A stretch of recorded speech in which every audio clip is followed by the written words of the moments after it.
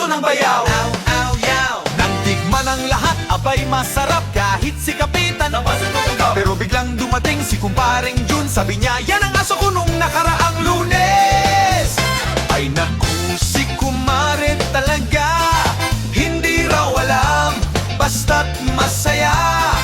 Sabi ni Mrs., huwag mong pansinin, kumain ka na lang, huwag kang bubuksan ng tanong na ganyan.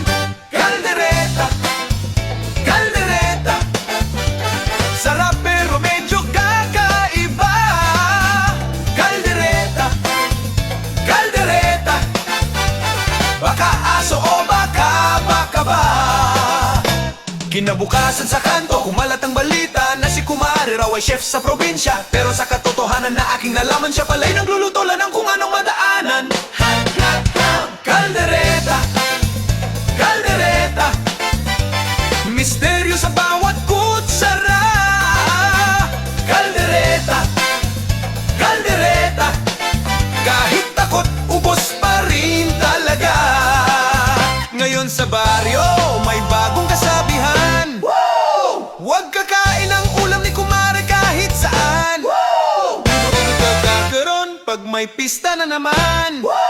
Siya pa rin ang bida sa handaan. Kaldereta, kaldereta, ang ulam na may alamat talaga. Kaldereta, kaldereta, maging handa sa bawat subok.